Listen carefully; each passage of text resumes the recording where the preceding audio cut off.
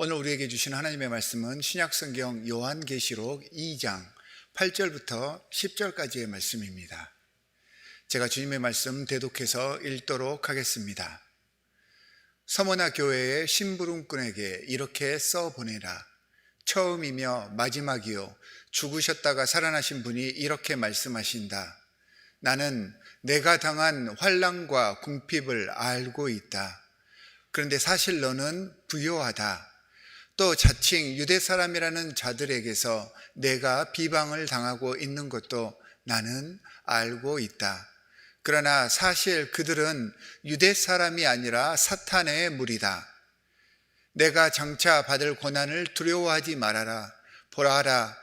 악마가 너희를 시험하여 넘어뜨리려고 너희 가운데서 몇 사람을 감옥에다 집어넣으려고 한다. 너희는 열흘 동안 환난을 당할 것이다. 죽도록 충성하여라. 그리하면 내가 생명의 면류관을 너에게 주겠다. 주님의 말씀입니다. 오늘 설교 제목 우리 함께 한 목소리로 읽어보겠습니다. 시작. 경고가 아닌 위로와 사랑의 편지. 말씀에 들어가기 앞서서 오늘은 교육부서에서도 예배를 시작해서 공식적으로 우리 교회가 교회 성전을 오픈하는 그러한 날입니다. 새롭게 무엇인가가 시작되는 것 같습니다. 아까 우리 문정영 목사님께서도 잠깐 말씀을 해주셨는데 아이들이 뛰어다니고 아이들의 목소리가 들리니까 교회가 조금 더 살아있는 것 같고 생동감 있게 느껴집니다. 여건상 앞으로는 이 코로나와 함께하는 시대가 된 것 같습니다. 이 시기에 주님을 의지하며 잘 적응해 나갈 수 있기를 주님의 이름으로 당부를 드립니다. 이렇게 뜻깊은 날 오늘 우리는 세교우 영입식과 세례식 그리고 성찬식과 함께 이 새로운 시작을 시작하려고 합니다. 여러분들께서 마음을 준비해 주시고 기쁨으로 동참해 주시기 바랍니다. 하나님께서는 물론 우리가 미국에서 살고 있기에 코리안 아메리칸이라고 불려지기는 하지만 우리의 모국인 대한민국을 사랑하셔서 그곳에서 기독교의 부흥이 있게 하시고 선교사들의 피와 우리 신앙의 선배들의 땀과 열정을 통해서 하나님의 공동체를 굳건히 지금까지 세워갈 수 있도록 해주셨습니다. 그리고 초대교회가 세상에 흩어져서 하나님의 말씀을 증거하듯이 우리 한국의 교회들도 세계 곳곳으로 흩어져서 하나님의 공동체를 만들어가고 있습니다. 이 모든 것이 다 우리 하나님의 은혜입니다. 하지만 모든 것에는 명과 암이 있듯이 이 큰 발전과 더불어서 안타깝고 애석하게도 세계에 존재하고 있는 많은 한국 교회에는 이단들이 판치고 있습니다. 이단의 세력에 항상 도전을 받고 위협을 당하고 있습니다. 흥미로운 사실은 대부분 이단 문제의 70%가 종말론, 잘못된 종말론과 관련이 되어 있습니다. 그리고 종말과 묵시에 대한 예언이 기록되어 있는 여러 많은 성경들이 이런 이단 세력들의 왜곡되고 잘못된 교리들을 위해서 심각하게 잘못 악용되고 있습니다. 요한계시록은 방금 말씀드린 묵시문학과 종말 사상이 성경 중에서도 가장 많이 집약적으로 기록되어 있는 책으로서 이단들의 이런 악의적인 남용에 가장 많이 노출되어 있고요. 그리고 잘못 사용되어지고 있는 그러한 책이기도 합니다. 이런 이단들에게 하나님의 말씀이 쉽게 오용되고 또한 많은 성도들이 유혹당하는 이유가 있습니다. 한국교회가 이 요한계시록과 같은 이 묵시문학에 대해서 잘 연구하지 않았고 잘 모르고 있기 때문입니다. 잘 모르기 때문에 그럴듯하고 보암직한 그러한 것들에 쉽게 넘어가 버립니다. 요한계시록을 읽고 묵상하면서 우리가 명심해야 할 몇 가지 점들이 있습니다. 오늘은 이 요한계시록 전체에 대한 이야기를 해보려고 합니다. 우선 요한계시록은 단순한 말세론, 종말론을 이야기하는 책이 아닙니다. 지금부터 이걸 머릿속에 기억하시기 바랍니다. 말세에 일어날 여러 가지 사건들이 물론 예언되어 있긴 하지만 그렇게 예언되어 있다고 단순하게 그 문자 그대로 믿어서는 안 되는 책입니다. 요한계시록을 말세론적으로, 그러니까 종말론 쪽으로 해석하고자 하는 그러한 생각을 가지고 있으면 이미 이단에 빠지는 바로 전 단계에 와 있다, 이렇게 이해하시면 됩니다. 예전에 한국교계에서는 요한계시록을 신비의 책이라고 했습니다. 여러 많은 예언들 중에서 아직 예언이 이루어지지 않은 책, 이렇게 이해를 하면서 말씀이나 성경 공부 시간에 이 책에 대해서 자세하게 언급하는 것을 꺼려하는 그런 분위기가 있었습니다. 아직까지도 한국교회에서는 이런 분위기를 가지고 있습니다. 한국교회뿐만이 아니라 전 세계적으로 개신교회에는 약간 이런 분위기가 있습니다. 은밀하고 잘 알지 못하고 신비롭다라고 하면 인간 심리상 더 알고 싶습니다. 그게 인지상정입니다. 알고 싶잖아요. 마지막에 대해서.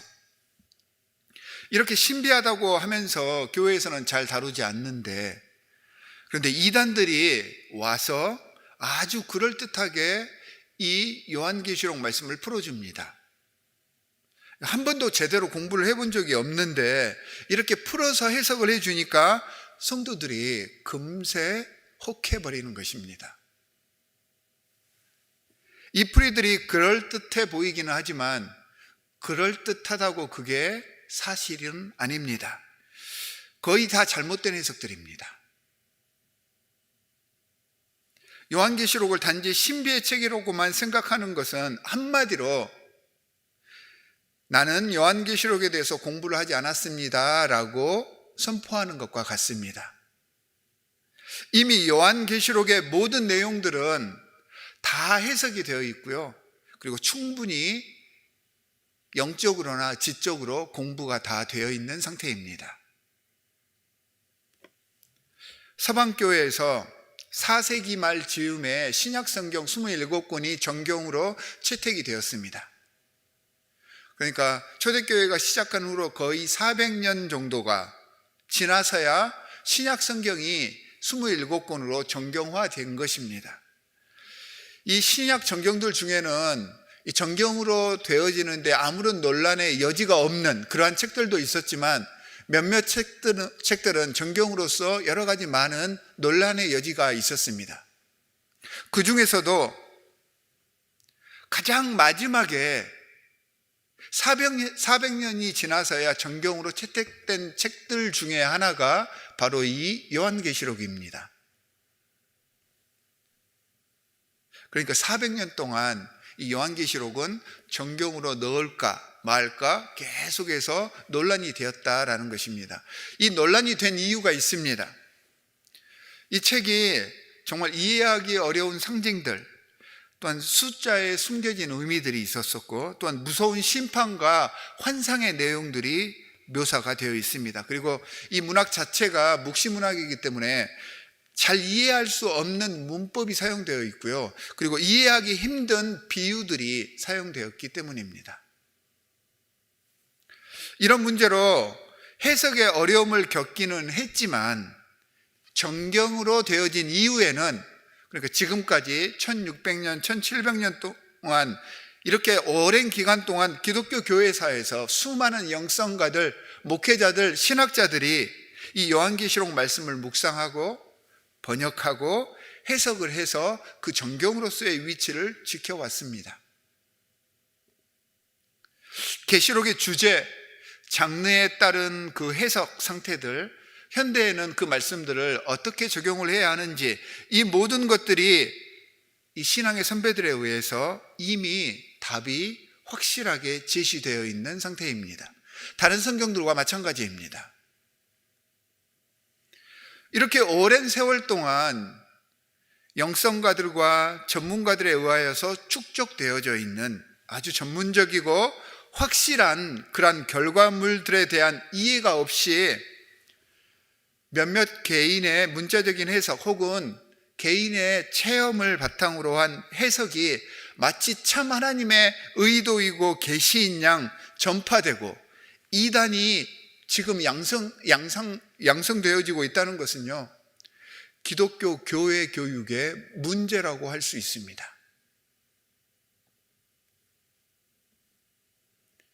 주의해야 할 또 다른 하나는요, 계시록을 읽으면서 이 계시록이 어떤 이유로 쓰여져 있는지, 그럼 계시록의 주제가 무엇인지, 하나님께서 이 요한 계시록의 주제를 무엇으로 잡으셔서 우리에게 전해주셨는지를 제대로 배워서 알고 묵상하고 적용할 수 있어야 합니다. 요한계시록의 주제는요, 세상 끝날 심판의 날이 다가온다. 자, 이제 이 날을 준비하면서 신앙인들은 몸을 사리고 두려워하고 그러면서 조심해서 살아야 한다. 이걸 알려주는 책이 아닙니다. 종말론에 관한 책이 아니라고 제가 말씀을 드렸죠. 이단 세력들에서는 계시록의 내용을, 또는 몇몇 교파에서는 계시록의 내용을 자꾸 이런 식으로 몰아가니까 계시록의 말씀이 위험하고 굉장히 무서운 책처럼 그렇게 느껴지는 것이 사실입니다. 하지만 이 요한계시록은 세속화의 유혹과 박해의 위협에도 불구하고 믿음과 인내를 지켜나가는 사람들에게 절대로 무서운 책이 아니고요, 오늘 말씀의 제목처럼 위로와 소망의 책임을 알게 하는 은혜의 책입니다. 다가올 세상 끝날, 그러니까 아직 오지 않은 불확실한 미래에 갇혀서 살라는 그러한 책이 아닙니다. 현재 내 삶에 충실하여서 힘들고 어려운 고통 중에 있더라도 잘못된 세상의 협박에 넘어지지 않고 당당히 이겨냈을 때 주님께서는 하나님의 자녀들의 그 노고를 다 이해해 주시고 함께 하시면서 그 눈에서 흐르는 눈물을 주님께서 친히 닦아주시겠다라는 것을 알려주는 책입니다.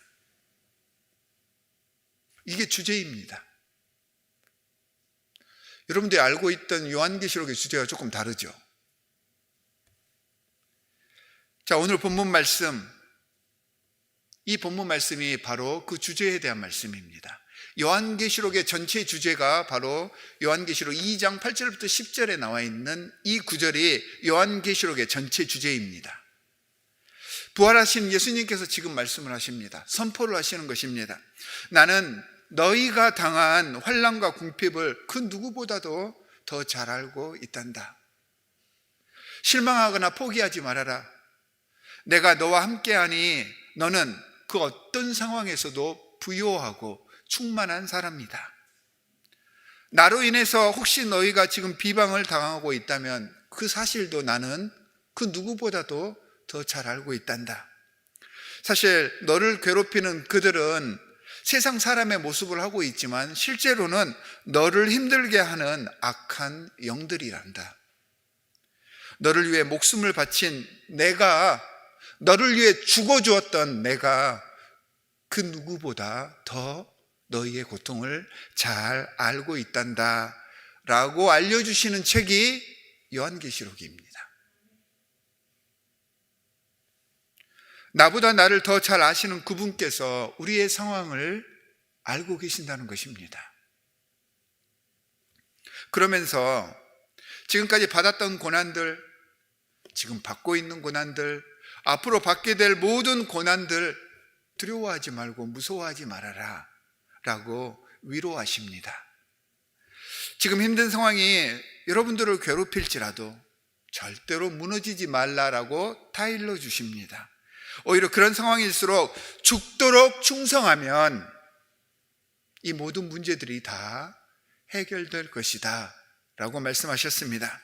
그리고 이 고난을 이겨낸 후에 생명의 면류관을 주시겠다고 약속해 주셨습니다.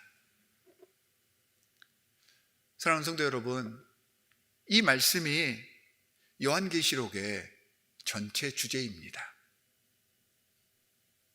수천 년 동안 신앙의 선배들과 위대한 영성가들, 신학자들이 결론을 낸 요한계시록이 쓰여진 목적입니다. 목적하는 바가 이렇게 분명히 엄연하게 따로 있는데 그것을 제대로 알지 못하고 이해하지 못하니까 이단들이 이 말씀을 자기들 좋을 대로 해석하고 적용해서 세상을 혼란스럽게 하는 것입니다. 이 요한계시록에 대한 공부와 연구가 교회에서 이루어지지 않기 때문에 많은 성도들이 이런 이단의 유혹에 빠질 수밖에 없는 것입니다.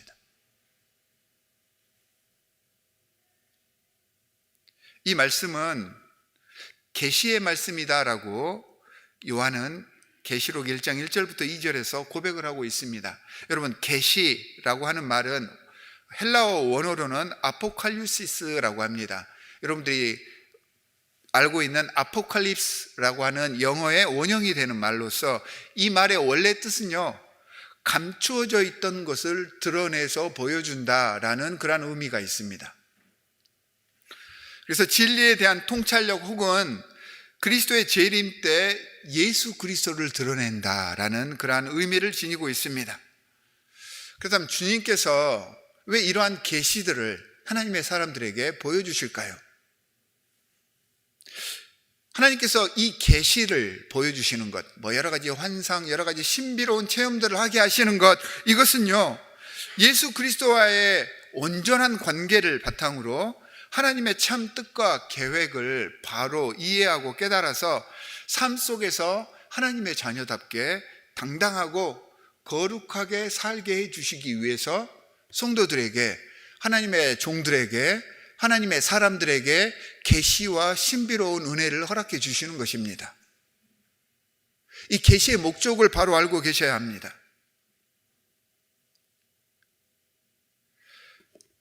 그렇다면, 계시의 목적이 이렇다면 그러면 계시의 내용도 계시를 주신 그 이유에서 벗어나서는 안 되는 것입니다. 그렇죠? 제 말씀이 믿어지십니까? 별로다 이것인 것 같은데, 여러분, 이거 굉장히 중요합니다. 여러분들 이걸 믿으셔야 합니다. 제가 한 말에 이상하거나 잘못된 것이 있으면 제 설교 도중이라도 손을 들고 일어나셔서 물어보셔도 됩니다. 여러분, 제가 말씀하신 게 이성적으로 받아들여지시고 믿음으로 믿어지십니까? 그래야 요한계시록을 이해할 수 있습니다. 계시를 받았다는 것이 개인적인 신비 체험만을 의미하는 것이 아닙니다. 개인의 느낌, 개인의 지식, 이게 중요한 것이 아닙니다. 그 속에 담겨있는 하나님의 뜻이 무엇인지를 바로 아는 것이 중요합니다. 요한은요, 성령의 신비적인 상황을 경험했으면서도 또한 분명하게 자기의 이성을 가진 상태에서 예수 그리스도의 계시를 이해했습니다. 1절에 그 말씀이 나옵니다. 천사를 보내셔서 알게 하셨다라고 했는데, 이 알게 하다라고 하는 헬라어가 황홀경 속에서 꿈속을 헤맨다 이런 의미가 아니고요, 지적으로, 이성적으로, 그리고 영적으로 바로 이해해서 알았다라고 하는 것을 의미하는 단어입니다. 성령의 계시가 자기 혼자만의 생각이나 체험이어서는 절대 안 된다는 것을 분명하게 알려주고 있고요. 그래서 이 성령의 계시는 기독교의 역사 속에서 하나님의 뜻과 함께 모든 사람들이 같이 공유하는 그런 개념입니다. 소위 말하는 신비적인 체험은 우리 기독교에만 있는 게 아니죠. 타 종교에도 있고요, 무당들, 접신 들린 사람들도 경험하는 것입니다. 이런 것들은 그냥 개인적인 체험일 뿐입니다. 개인의 의견인 것입니다. 이런 개인의 영적 신비 체험을 바탕으로 한 여러 가지 많은 주장들이 난무하는데 이런 것들에 휘둘리지 않아야 합니다. 또한 요한계시록은 대표적인 묵시문학입니다. 세상 마지막에 대한, 또한 예수 그리스도의 재림에 대한 내용들이 상징적이고 은유적으로 표현되어 있습니다. 이 말의 의미를 바로 알아야 합니다. 성경에 이 묵시문학들이 간혹 나옵니다. 아까도 잠깐 말씀을 드렸는데, 하지만 전권이 묵시문학으로 이루어진 책은 요한계시록이 유일합니다. 예언서들 중에 다니엘서라든가 몇몇 서들 중에 보면 부분적으로 묵시문학 그런 형태의 장르가 포함되어 있지만 전권이 다 묵시문학으로 이루어진 것은 요한계시록입니다. 그래서 이 묵시문학의 특징을 알아야 되는데, 그 특징은 인간의 지식과 생각을 뛰어넘는 것들을 보고 그려놓은 것이기 때문에 상징적으로 그려져 있습니다. 이 글이 묵시문학일 수밖에 없는 첫 번째 이유는, 일단은 요한계시록은 역사의 한 시점만을 가지고 이야기하고 있지 않고요, 과거의 사건을 가지고 그 당시 글이 쓰여져 있던 그 현재를 표현하고 있고, 이걸 통해서 미래에 올 사건들을 이렇게 이야기를 하고 있습니다. 예를 들면 사실 요한계시록을 쓸 때 그 당시의 상황에 대해서는 표현을 하지 않고 있습니다. 그래서 바벨론 포로기 때, 그러니까 과거에 있었던 그러한 모습들을 빗대어서 지금 그 당시 글을 쓰고 있었던 상황을 이렇게 은유적으로 묘사를 하면서 로마 제국의 폭정을 암시를 하고 있습니다. 그러면서도 다가올 예수 그리스도의 재림을 함께 암시함으로 과거, 현재, 미래를 동시에 그려내고 있습니다. 그러니까 이걸 이해하는 게 쉽지 않겠죠. 앞으로 되어질 일들, 다가올 하나님의 나라와 새 하늘, 새 땅에 대해서는 더더욱 상징적으로 표현할 수밖에 없습니다. 왜일까요? 이게 영계에 대한 이야기잖아요. 영적인 이야기잖아요. 이 영적인 상황에 대해서 자신이 보고 느끼고 들은 것을 글로 묘사해야 되기 때문에 상징적으로 표현할 수밖에 없습니다. 그래서 요한은 계시록을 통하여서 자기가 본 바를 아주 은유적이고 상징적으로 썼던 것입니다. 그런데 이 상징적인 이러한 모습들을, 이 은유의 모습들을 그대로 문자대로 우리 현실 삶 속에 적용하려고 하면 어떤 문제가 일어날까요? 아주 이상해져 버리는 거죠. 뒤죽박죽이 되어버리는 것입니다. 여러분, 패션쇼, 우리는 패션쇼를 자주 볼 그런 기회는 없지만 그래도 간혹 TV에서 패션쇼 장면들을 보잖아요. 패션쇼 하는 거 보면은 모델들이 입고 있는 옷들, 정말 기괴한 옷들 굉장히 많잖아요. 속이 환히 다 들여다 보이는 옷이 재질을 입고 있을 수도 있고, 막 이렇게 날아다니는 것 같은 여러 가지 그러한 모습의 그러한 패션쇼 모델들이 입고 있는 옷을 우리가 입고 다닐 수는 없잖아요. 그렇게 입고 다니면 미친 사람 취급을 받을 것입니다. 하지만 이 패션쇼가 중요한 건 뭡니까? 모델들이 입고 다니는 디자이너들이 표현하려고 했던 그 상징적인 모습을 캐치해서 그 모습을 가지고 실제적인 삶 속에 적용을 하는 것이잖아요. 그것과 마찬가지인 것입니다. 이런 상징적인 표현들을 통해서 요한은 그 속에 담겨있는 하나님의 뜻을 전하려고 했습니다. 여기서 또 중요한 포인트가 있습니다. 자, 전달자 요한의 뜻이 있습니까? 없습니까?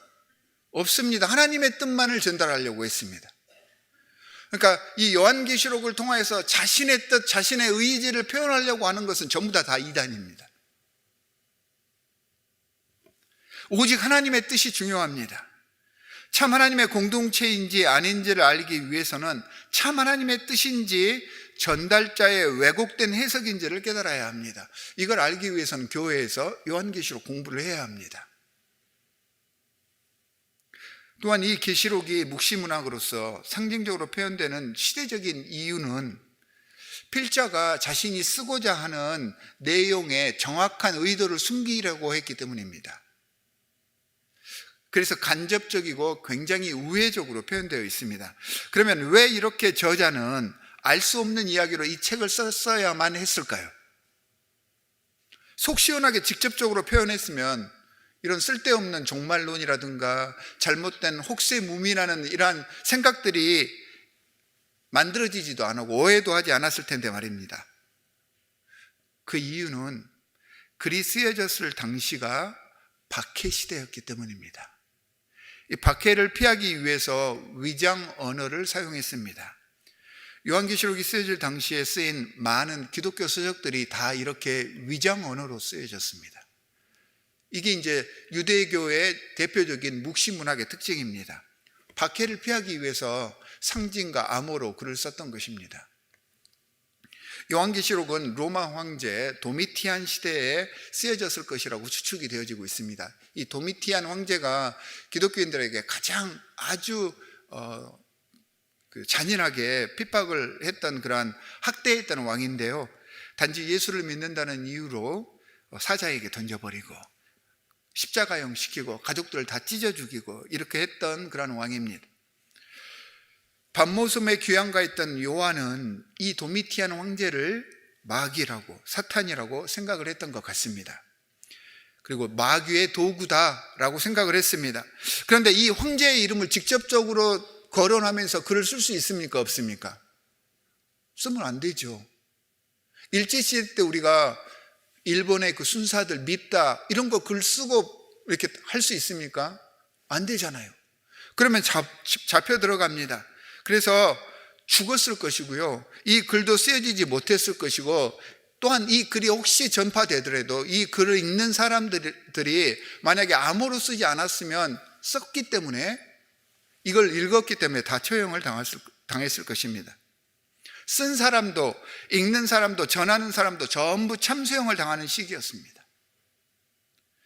요한은 이처럼 그 당시 상황을 직접적으로 쓸 수 없었기 때문에 상징과 암호와 위장 언어로 이 글을 썼던 것입니다. 당시 유대인들은 몇백 년 동안 계속해서 박해를 받아왔던 민족이잖아요. 그리고 이런 묵시 문학이 굉장히 발달해 있었습니다. 아주 익숙한 문학 형태이기 때문에 지금 우리 혹은 그 당시 이방 사람들은 이 문학 형태를 디코딩해야 됩니다. 암호를 해석해야지 이 말씀을 읽을 수 있었지만, 그 사람들은, 유대 사람들은 그냥 적어 놓으면 이게 무슨 뜻이다 다 알고 있었습니다. 이렇듯 위장 언어를 사용해서 자기 뜻을 전달한 책이 요한계시록입니다. 그래서 요한계시록을 정확하게 이해하려면 당시의 역사적인 배경을 알아야 하고요, 또한 이 묵시 문학의 그 뜻이 무엇인지 알아야 되고, 이 묵시 문학에서 사용하는 그 상징의 의미가 무엇인지를 알아야 합니다. 로마 황제의 박해 상황이었고, 묵시록의 표현 방식이 그 당시에 통용되는 상징적인 언어였다. 이걸 알고 말씀을 묵상할 수 있어야 합니다. 이런 저술의 역사적인 배경이 있기 때문에 현대 사람들이 이 계시록을 보고 묵상할 때에는 그만큼 충분한 연구, 배움 없이 자기 혼자 개인의 영성으로 읽고 자기 느낌대로 절대 풀이해서는 안 되는, 절대 혼자 결론 지어서는 안 되는 책이 이 요한계시록입니다.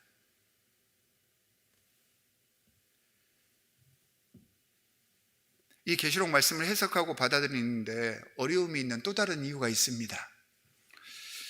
초대교회 당시 이 지도자와 이 글을 쓴 모든 사람들은, 요한도 누굽니까? 유대인들이잖아요. 그런데 유대인으로부터 이제 초대교회가 이방인 선교로 바뀌어지면서 교회 안에 지도자들이 바뀌게 됩니다. 이 이방인 구성원들은요, 비록 같은 시대에 살고 있지만 유대인들의 문학과 문화나 가치관과 시대관을 알 수가 없겠죠. 당연히 모르죠. 유대인들의 묵시 문학에 대한 이해가 부족했었습니다. 이방인들은 전혀 다른 민족이고 다른 역사를 가지고 있고 다른 문학을 가지고 있었기 때문에 이건 당연한 일입니다. 거기에 더해서 시대적 상황이 변하기 시작했습니다. 이방인으로 교회 구성원들이 바뀌면서 시대가 변하고 그 4세기가 지나고 나면서부터는 교회의 지위가 바뀝니다. 초대교회에서는 교회가 핍박을 받는 위치였는데, 이 4세기 이후부터는 교회가 세상을 지배하는 그런 위치에 올라서게 됩니다. 원래 요한계시록은 누구를 위해서 주시는 말씀입니까? 박해받는 성도들에게 주시는 말씀인데, 그 박해받던 성도들이 이제 위치가 바뀌어져서 세상을 지배하고 통치하는 세력이 되어버렸습니다. 여러분, 관점이 바뀌면 사실에 대한 이해와 적용도 다 바뀌게 되는 것입니다. 계몽주의나 과학혁명을 거치면서 이 천국과 지옥, 내세와 심판, 이런 일들을 다루는 일들을 교회에서 기피하게 되었습니다. 그래서 서구 개신교회에서는 이런 종말론적인 설교나 연구를 금기시하게 되었습니다. 이런 영향으로 요한계시록의 중요하고 분명한 하나님의 메시지들을 타부시하는 경향이 생겼고요. 이게 이제 현대 교회까지 전해진 것이고, 우리 한국 교회에도 이런 영향을 심하게 받았습니다. 그래서 앞에서도 잠시 언급했듯이 교회에서, 정통 교회가 이 책을 다루지 않게 되니까 옳다구나 하고 이단이나 사이비 집단들이 이 책을 자신들의 입맛에 따라서 집중적으로 그렇게 어뷰싱하기 시작했고, 자신들의 교세를 확장하는 도구로 사용해 버렸던 것입니다. 물론 우리 신앙에서 현세의 소명, 그래서 여기에 충실하는 것은 굉장히 중요한 일입니다. 하지만 미래의 소망이 약화된 신앙은 자칫 인본주의적이고 기복주의적인 그런 신앙이 되기가 쉽습니다. 이런 결과들이 나타나는 이유는 방금 말씀드렸듯이 현대 교회 내에서 제대로 된 계시록에 대한 연구와 말씀 적용이 이루어지지 않았기 때문입니다. 그런 의미에서 요한계시록에 대한 제대로 된 이해는 현대 교회에서 반드시 함께 공부해야 할 내용입니다. 이런 이유로 요한계시록 강의 시간을 제가 이번 제자훈련 시간에 포함을 시켰습니다. 이번 주부터 시작하는 요한계시록 강의 제자훈련에 성도 여러분들도 한번 참여해 보시기 바랍니다. 잘못된 종말론에서 깨어나시기 바랍니다. 함께 말씀을 묵상하면서 우리가 알지 못했던 놀라운 위로하시고 사랑해 주시는 하나님의 은혜를 깨우쳐 갈 수 있기를 소망합니다. 박해당하고 핍박당하는, 죽음으로 끌려가는 하나님의 성도들에게 사도 요한은 이 계시록을 통해서 용기를 주었고, 인자이신 예수 그리스도께서 항상 함께 하시고 영원까지 보호하심을 선포하면서 이 거룩한 성도들을 위로하고 사랑하려고 쓰여진 책이 요한계시록입니다. 박해시대 때 얼마나 많은 성도들이 처형대에 끌려갔습니까? 지금 그런 상황입니다. 그리고 그러한 성도들을 보고, 하나님을 따르는 성도들이 끌려가서 죽임을 당하는 그런 모습을 보고 주위에 있었던 많은 성도들이 걱정하고 용기를 잃어버리고 신앙을 포기한 그러한 상황이 발생했었습니다. 이러한 성도들을 붙잡기 위해서 쓰신 글이 바로 이 요한계시록입니다. 희망과 승리의 그 메시지는 그 당시뿐만 아니라 지금까지 우리의 삶 속에 적용이 되고, 앞으로 주님과 얼굴과 얼굴로 대하는 그 순간까지 계속해서 적용이 됩니다. 지금 힘들고 어렵지만 고난을 말씀으로 이겨내고 주님의 뜻에 충성하였을 때 우리 주 예수께서는 은혜와 평강으로 우리를 붙들어 주시고 우리와 영원토록 함께 해 주실 것이라는 위로와 격려의 말씀, 이 말씀이 요한계시록임을 받아들이셔서 매 순간 힘들 때마다 이 말씀을 통해 새로운 힘을 부여받고 승리하시는 여러분들이 되시기를 바랍니다. 그래서 이 요한계시록은 종말의 경고가 아닌 우리에게 주시는 위로와 사랑의 메시지입니다. 이 말씀을 제대로 이해해서 항상 승리하시는 하나님의 귀한 백성들이 되시기를 주 예수 그리스도의 이름으로 간절히 축원합니다.